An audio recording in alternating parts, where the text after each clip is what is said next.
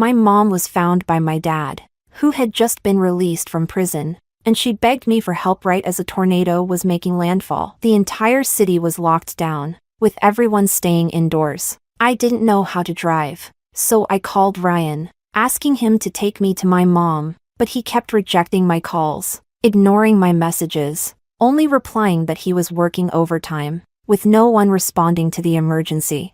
I listened helplessly over the phone as my mom's cries faded into silence. That night, clutching my pregnant belly, I walked 2 hours on foot, only to find my mother's cold, lifeless body. The next day, Ryan finally returned my call, his tone impatient. "Jessica, why did you call me a dozen times? I was working overtime." I heard the faint sound of a girl laughing in the background, and my voice trembled as I asked, "Ryan, you promised that my mom would be your mom too, and that you'd take care of both of us." There was a brief pause on the other end of the line before Ryan coldly replied, "Jessica, are you a parasite?" Chapter 1. After drafting the divorce agreement, I sent the document to Ryan. "If there's anything you don't agree with, make your changes and send it directly to my lawyer." After saying that, I immediately blocked him. I had chased Ryan for 4 years. Everyone knew that there was a simp at South University who was hopelessly in love with Ryan. After we graduated, Ryan finally agreed to be with me. Maybe it was because I had worked so hard to win him over. I was always careful in our relationship, never once throwing a tantrum, and I agreed to all his demands. I thought that if I did this, he might love me more. I learned to go to the hospital by myself, even when my fever spiked to 40 degrees. The taxi driver was afraid I might be too delirious to know where I was going, but Ryan just told me to stop being dramatic over a minor illness. I learned to put myself second to Ryan, always putting his needs first. No matter how much pain or despair I felt, I prioritized his emotions, never daring to burden him with my negative feelings. I thought that this would make him cherish me, especially since he once held me close and promised to take care of me and my mom. But in the end, he called me a parasite, saying I didn't even qualify as a simp. After my dad murdered someone and disappeared, I called the police and had my mom's body cremated, starting to make arrangements for her funeral. It wasn't until the tall, strong woman who had always protected me was reduced to a small urn of ashes in my hands that I realized I had truly lost my mother. After settling my mom's affairs, the police called, saying they had narrowed down the search area but needed more time to capture him and asked me to be patient. After hanging up, I stayed at the cemetery for a long time. By the time I left, it was already dark. I didn't go back to Ryan's place but returned to my mom's home instead. I had already cleaned up the place. Everything felt just as it had when she was alive. As soon as I stepped inside, the doorbell rang. It was Ryan, and Elena was with him. "Jessica, I didn't know you'd learned to play the block and elite game." He stopped short when he saw my swollen eyes. "Is your mom okay? Is she home?"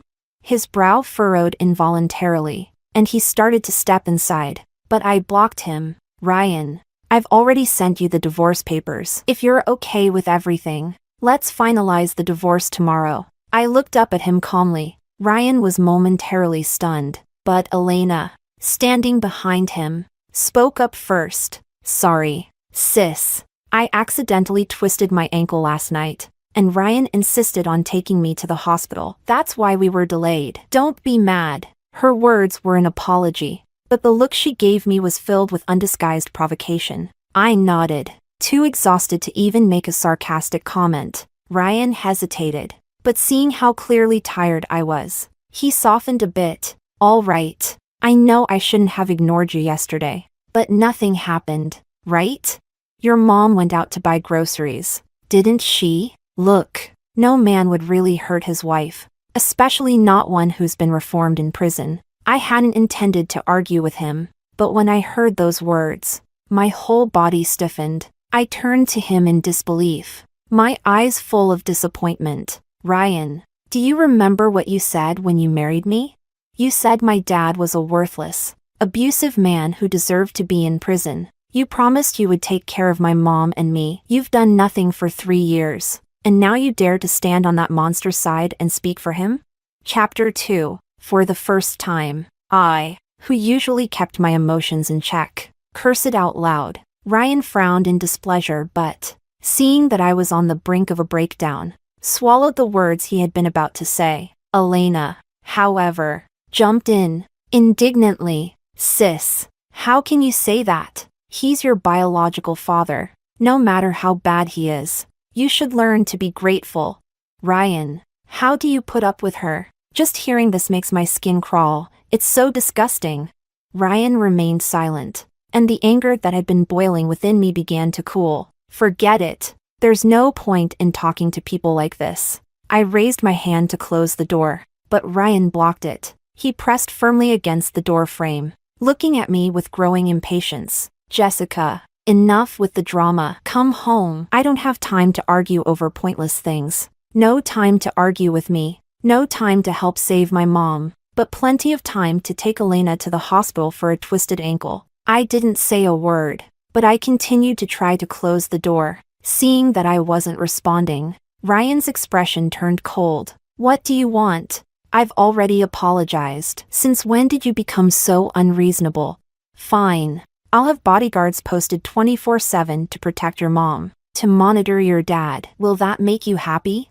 I couldn't help but laugh. I looked up at him and spoke calmly. Ryan, I'm exhausted. I'm not being unreasonable. We're over. We've been over since last night. Ryan saw that I was serious, and as his hand loosened, I shut the door, ignoring the relentless knocking. I locked the door and went to my mom's room. The bedroom door wasn't fully closed, so I could still hear Ryan outside. I heard him calling his assistant, instructing them to hire bodyguards to monitor my dad and to watch over my mom. But Ryan, it's all too late now. Chapter 3. Ryan was always concerned about his image, so after I shut him out that day, he never contacted me again. I finally had some peace, but the divorce papers from Ryan still hadn't arrived.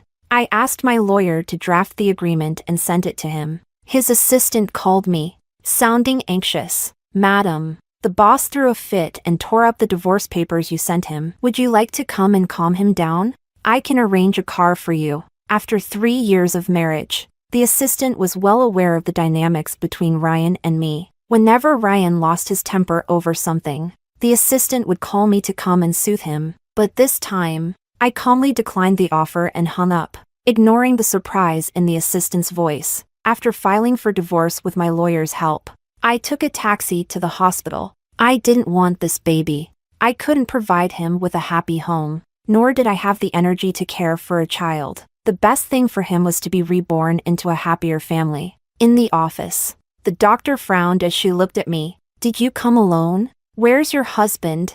I forced a bitter smile and shook my head. We're divorced. The doctor sighed, muttering about how irresponsible men were nowadays as she filled out the paperwork for the procedure. Since the baby was still small, she recommended a medical abortion. I lay on the hospital bed, feeling the cramps in my abdomen, my body drenched in cold sweat. Nausea rose up in my throat, and I staggered to the toilet, vomiting until tears streamed down my face. The doctor suggested that I walk around to help the process along. I endured the pain, gripping the wall in the hallway as I took one agonizing step after another, my entire body numb as if I might faint at any moment. Finally, while in the bathroom, I saw a blurry, flesh-like shape in the toilet, and my tears fell instantly. I knew this was my child. I had once imagined his personality, his appearance, and fantasized about the day he would stumble towards me, calling me Mom. As I opened the bathroom door, my vision blurred for a moment. Ryan was standing right in front of me, radiating a cold, angry energy as he glared at me. Jessica, you've got some nerve. Deciding to abort our child without my consent? Are you out of your mind? How could you do something like this? His aggressive questioning didn't stir much sadness in me. Seeing his face grow darker only gave me a twisted sense of satisfaction. I turned and pointed to the flesh-like mass still in the toilet, smiling faintly. Your child? Want to see? It's right here. His gaze followed the direction of my finger, and in the next second, he turned back to look at me. Jessica, are you out of your mind? Before I could respond, my vision blurred, and I fainted. When I woke up again, I was lying in a hospital bed. Even before I opened my eyes, I could hear the doctor's instructions. The patient is very weak. To ensure everything is expelled properly, she needs to take her medication and rest. If there are any complications, a DC procedure might be necessary. Please remember to bring her back for a follow-up in a week. Ryan responded with a low okay. And to my surprise, I could hear a trace of choking in his voice. Just as I was about to open my eyes, I heard Elena trying to comfort him. Ryan, don't be too upset. Someone like her wouldn't have taken good care of the child anyway. The baby would have suffered, and she doesn't deserve to carry your child. The next moment, there was a sharp sound of a slap. Shut up. My wife doesn't need you to say anything. I opened my eyes to see Ryan angrily scolding Elena, who was clutching her face in disbelief. Ryan, you actually hit me? I coughed lightly, interrupting their exchange. Ryan immediately turned to look at me, his expression a mix of worry and anger, torn between emotions. Jesse, why did you have to go to such extremes? Even if we have children in the future, you shouldn't have risked this child and your own health out of spite. Enough is enough, you know? I forced a weak smile and looked at him, shaking my head. My voice was hoarse and frail. Ryan, we won't be having any more children. Please, just let me go. Chapter 4. I first met Ryan in high school. During those early, formative years, my grades were excellent, always securing the top spot in our year, while Ryan was the one whose parents had paid to get him into the school despite being at the bottom of the class. We were from completely different worlds, yet the teacher decided to seat us together, under the guise of tutoring. In reality, it was Ryan who had asked the teacher to switch our seats. I later found out that he and his friends had made a bet whether a girl like me, who was only interested in studying, would ever fall in love. When I learned about it, I immediately distanced myself from him. No matter how nice he was to me, or what expensive gifts he tried to buy me, I remained unmoved. Ryan, however, seemed to take it seriously after a while and started studying hard, just to be able to discuss problems with me. Through others, I came to understand that love was supposed to be about mutual respect and caring for each other. That's when I realized that my father's abuse of my mother was wrong, and I even tried to persuade her to divorce him. After my constant urging and as my father's abuse grew more frequent, my mother finally filed for divorce. I still remember that day. The weather forecast predicted a storm, and school let us out early so we could get home before it hit. Ryan packed all his homework into his bag and insisted on coming over to my place to study. Even though I had turned him down countless times before, he still made the same request every day, thinking that it was still early and my father was probably out drinking. I agreed, but as soon as we got close to my house, I could sense something was off. From inside, I could hear faint crying and the sound of things breaking. Almost instinctively, I blocked the door and forced a casual smile. Not today. Maybe another time. Ryan didn't hear the commotion inside and looked puzzled. Why not? We're already here. Let's study for a bit before I leave. I shook my head and was about to say something when the door suddenly flew open from behind me. I fell backward, but Ryan quickly grabbed my hand and steadied me. The strong smell of alcohol and smoke hit me, making my hair stand on end. You little bitch. Don't you have any shame? You're already out here flirting with men at such a young age. Just like your mother. Huh? He yanked my ponytail, forcing me closer to him, and raised his hand to slap me. Instinctively, I bent over and covered my face, enduring the pain in my scalp as I shouted, "I didn't!"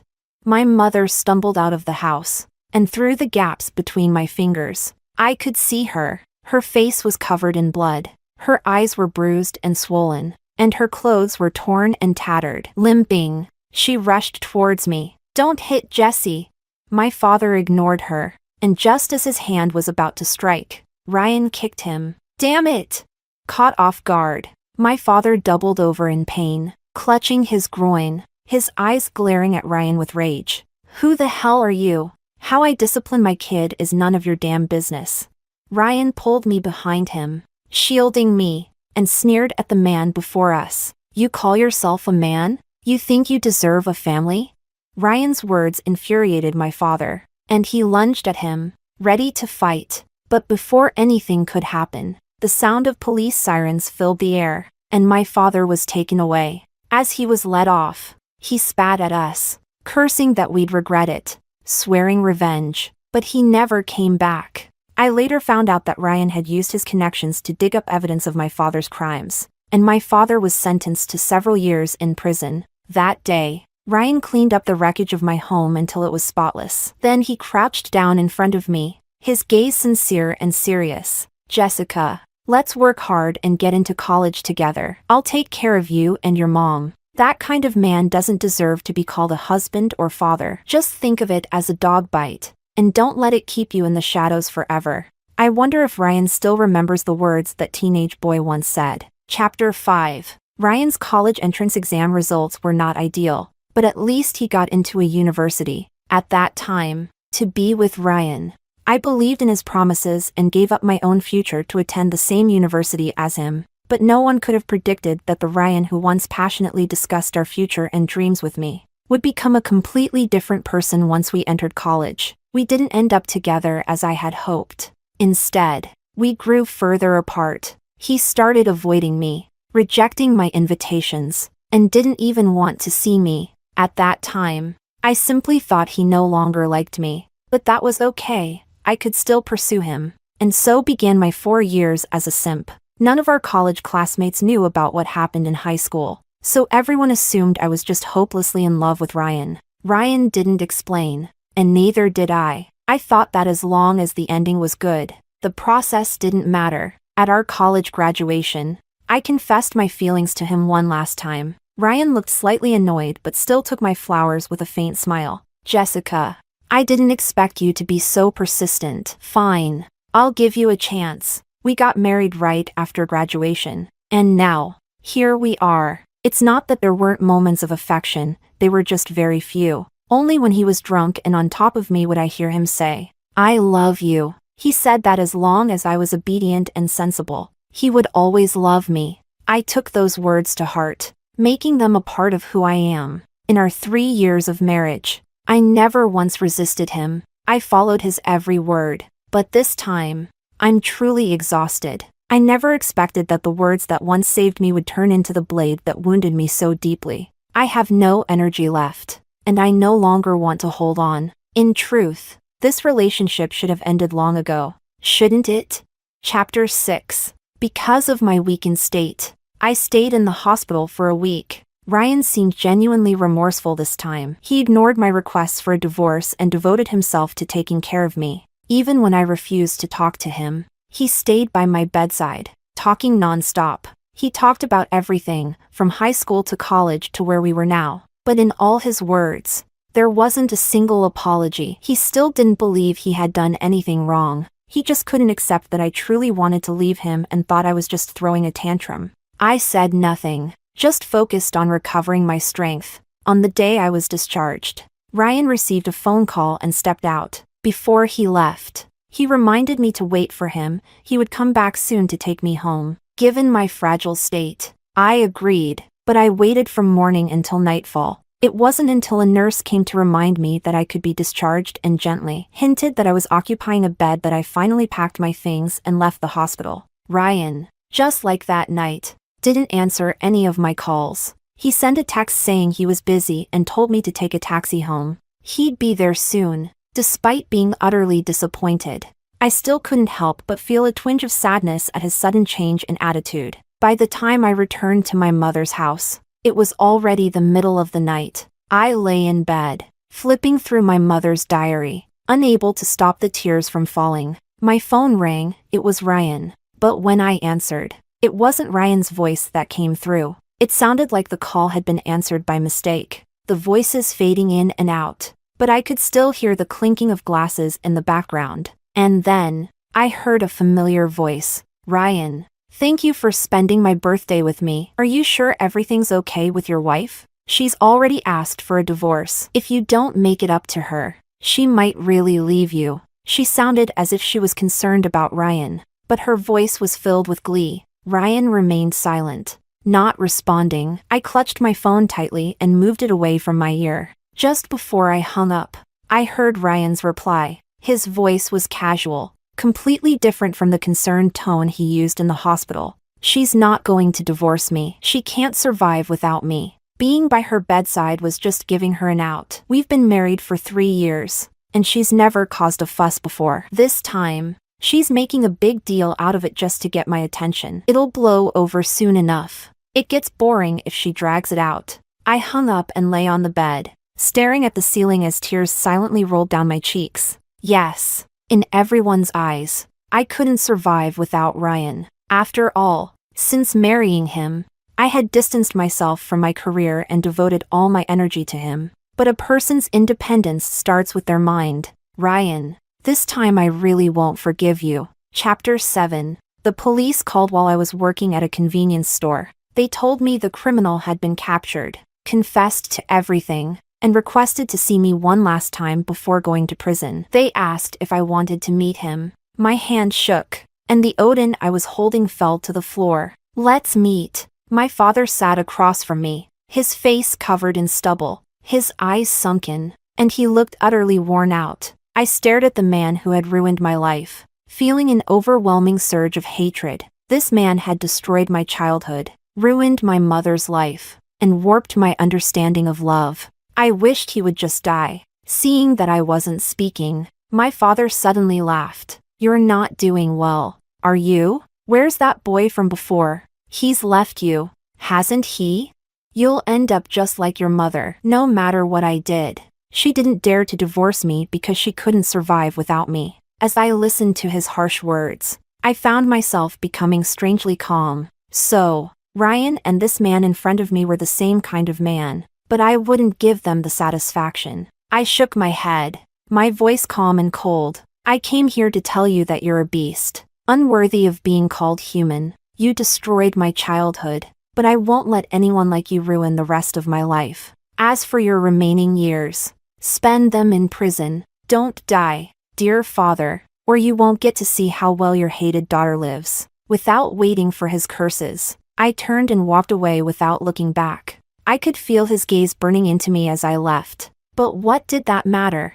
The more they doubted me, the more certain I was that I had made the right choice. Chapter 8. While working at the convenience store, I met a man who was dressed modestly. He extended an olive branch to me, inviting me to become a model. He mentioned that the pay might be low initially, but it would improve over time. After careful consideration and researching the company to ensure its credibility, I agreed. That very night, my agent took me to shoot my portfolio. To my surprise, once the photos were released, they quickly gained attention online. People praised my looks and figure, though they noted that I still needed to work on my posture. I dove headfirst into the modeling industry and began my journey of hard work. But I never expected to run into Ryan at a modeling competition. He was seated in the VIP section of the audience, with Elena by his side. The moment I stepped onto the stage, I saw him, along with the amazement in his eyes and the jealousy in Elena's. Ryan had tried to contact me during this time,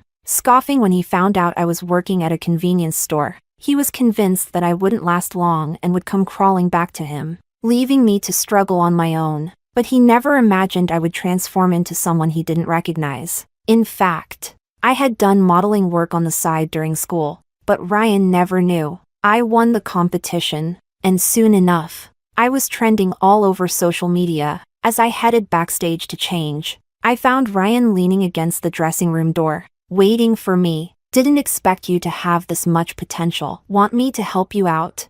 When I ignored him, Ryan stepped forward, attempting to wrap his arm around my waist. I took a step back, putting distance between us, and coldly said, "You've received the divorce papers, right? The court date is in a few days, and yet you have the time to flirt with your soon-to-be ex-wife?" Ryan froze, clearly unaware of the divorce proceedings. It wasn't hard to guess that Elena had intercepted the papers. She likely hoped that Ryan, being unprepared, would lose the case, making it easier for her to take my place. Realizing this, Ryan pulled out his phone to confirm with his assistant, then looked at me in disbelief. "Jessica, you really want a divorce? Why?" When he asked why, all I could do was laugh. "Didn't your bodyguard tell you why?" "Oh, so you didn't actually send any bodyguard to protect my mom, did you?" Seeing him avoid my gaze, I was more certain of my suspicions. I nodded, speaking in a calm tone as if I were simply recounting what I had for lunch today. My mom died that night when you took Elena to the hospital instead of coming for me. She was beaten to death by my dad, the same man you said was reformed after his time in prison. He froze, seemingly unable to comprehend how things had escalated to this point. He stammered, "No, Jesse, that night, it wasn't." Listening to his incoherent words, I just felt irritated. I waved my hand dismissively. "Enough. Let's just end this. If you don't want a court battle, go home and sign the divorce papers. Let's part on good terms." After speaking, I had no interest in changing my clothes and was about to leave with my things, but I unexpectedly ran into Elena, who had been eavesdropping outside the door. "Sister, I didn't expect you to become a model so quickly. Whose bed did you climb into to rise so fast?" Before she could finish, Ryan slapped her hard across the face. "Who gave you the right to speak to Jessica like that? Wasn't it because you climbed into my bed that you're even here?" Ryan's harsh words hurt more than that slap, and Elena's eyes instantly filled with tears. I raised an eyebrow and looked at Ryan, surprised by his sudden self-awareness. Just as I was about to leave, Ryan grabbed my sleeve. "Jessica, I'm done with Elena. Come back home, okay?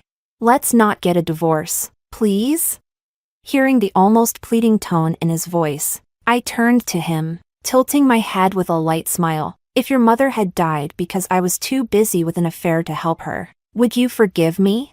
Chapter 9. The day before the court case, the divorce agreement arrived in my hands. Ryan had modified the terms, giving me 70% of the assets. I don't know what his intentions were, perhaps regret or an attempt to win me back, but I was entitled to that money. So I signed the papers without hesitation. As my schedule became increasingly packed, I found less time to grieve. The pain of losing my mother gradually began to heal. And as for Ryan, thinking of him now barely stirred any emotion in me. Time is cruel in that way. It can make you fall in love with someone quickly, but it can also slowly help you forget them. The next time I saw Ryan was 6 months later, after I had once again achieved a significant success, causing a stir online. My name and Ryan's name were suddenly linked together. Someone had dug into our past relationship and twisted the facts, claiming I pursued Ryan for 4 years just for money, that he launched my modeling career, only to be discarded by me afterward. They even exposed my miscarriage, posting a photo of me lying on a hospital bed with my eyes closed. The only people who knew about my miscarriage were Ryan and Elena. On that day, reporters gathered outside my hotel, waiting for me to come out. I was informed ahead of time by my manager, so I stayed hidden in my room, not daring to step outside. The company advised me to remain silent, and I agreed. Sitting in the hotel room, I watched as the scandal gained momentum online, with comments piling up, some even calling for my career to be ruined. I didn't understand, before being a model, I'm a person. Isn't having a miscarriage perfectly normal? After much thought, I sent Ryan a message. "Was it you?" Within a minute, Ryan called me back. He sounded both frustrated and angry. "Jessica, how could you think that of me? Why would I want to ruin your reputation? You used to trust me. You know I only want what's best for you." Listening to his anxious tone, I felt surprisingly calm. "But Ryan, as you said, that was in the past. 7 years ago. You've changed since then, and I was just asking, not accusing you." Ryan fell silent, and after a while, he sighed. "I'll take care of it. Don't worry." After hanging up, Ryan's statement became the #1 trending topic that very night. Ryan had set up a social media account and posted his first content. "I'm the Ryan trending online." There's a mix of truth and lies being spread. But first of all, it's true that Jessica and I were married. The real reason for our separation is that I cheated on her, and she was utterly disappointed in me. She had an abortion and then filed for divorce. I believe she made the right decision. Anyone who is currently outraged and attacking her online would have done the same. This is entirely my fault. So please stop criticizing her. Lastly, I want to say that Jessica was a person before she became a model. What she did does not make her unprofessional or unworthy of being a model. Please view this situation rationally. Ryan's statement shocked not only the public but also me. I had always known that Ryan was someone who cared deeply about his reputation. That's why I didn't mention his infidelity in the divorce agreement, out of respect for the good times we had. I never revealed anything publicly, but I never expected him to expose this to the public just to clear my name. The public's opinion shifted quickly. Some internet users dug up Elena's account, and her comment section was quickly flooded with backlash. At the same time, my company issued a clarification statement and filed a lawsuit against Elena. After everything had settled down, I sent Ryan a message. "Thank you." He replied quickly. It was the least I could do. And, "I'm sorry." Chapter 10. After that drama, my popularity actually increased, and several high-end brands specifically chose me as their spokesperson. My career soared, and through it, I found the meaning of life. With the money I earned through my hard work, I improved my quality of life and donated a large portion to women's organizations and children in rural areas. I wanted every woman suffering from domestic violence to know that only they can save themselves. They should never rely on a man. At the same time, I hoped that children in rural areas could break free from the mountains and not spend their entire lives there. Just like how I once lived at the bottom of a well, never seeing the sky. Having been through the rain, I wanted to hold an umbrella for others. Time flew by, and 3 years passed in the blink of an eye. During these 3 years, I visited the prison once a year. I kept my word from back then. I truly got better year after year. Seeing my biological father grow more and more haggard and miserable in prison with each passing year brought me a sweet satisfaction. He could only try to provoke me by bringing up Ryan again and again. But who cared?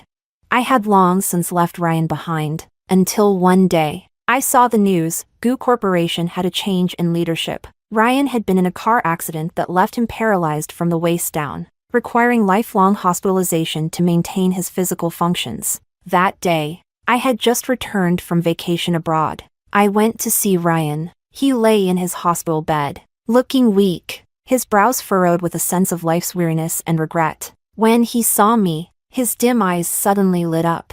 "Jesse, don't come in just yet." Because he was so excited, he lost control of his bowels, and a foul smell filled the air. He hurriedly called for the nurse to change his clothes, but they were negligent because he was just an overthrown CEO and they were reluctant to help him. I walked over and personally helped him tidy everything up. When I looked at him again, Ryan's face was red as if it was about to drip blood. He was embarrassed and ashamed. "I'm sorry to have you help me, Jesse." I shook my head and reached out to peel an apple for him. "Are you doing well?" He was taken aback, looking at his paralyzed legs, then back at me, forcing a smile. "I'm fine." His expression carried a hint of hope. I knew what he was thinking, but I didn't ask. I just nodded and continued. "That's good. I'm doing well too. I never thought my life could be so expansive." "Thank you, Ryan." He didn't understand what I was thanking him for, but he nodded anyway. "Do you still hate me?" Seeing his cautious expression, I finished peeling the last piece of the apple, placed it on the table, and calmly looked at him. "I don't hate you. To me, you're just a familiar stranger. I hope you do well." With that, I stopped looking at him, turned around, and was about to leave when I heard him behind me, his voice filled with reluctance and panic. "You still care about me, right, Jesse?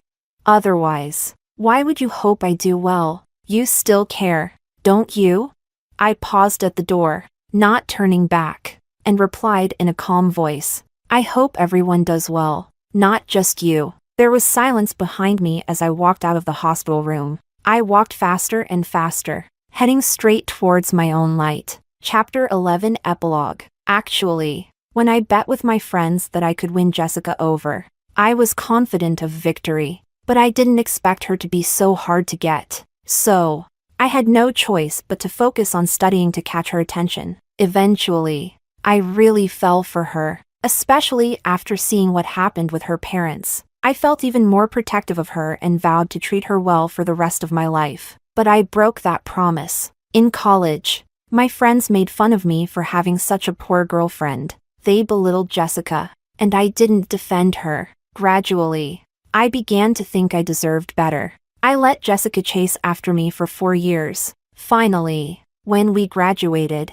I was tired. Jessica was my best option. At least she was truly devoted to me, beautiful, and obedient. We got married without even dating. But after marriage, I found her boring. Elena, on the other hand, was seductive and full of excitement. So I started an affair with her. And I wasn't wrong. Jessica found out about Elena and me. And she just accepted it. The night Jessica's mom died, I was actually planning to pick her up. But just as I grabbed my car keys to leave the office, Elena twisted her ankle behind me. She cried until her eyes were red. But she still bit her lip and told me to go find Jessica, saying she would be fine. Such a considerate girl really tugged at my heart. I thought it over, figuring Jessica was probably just exaggerating or trying to get my attention. But Elena genuinely hurt her ankle. So, I took her to the hospital and stayed with her all night. But unexpectedly, Jessica wanted a divorce because of that.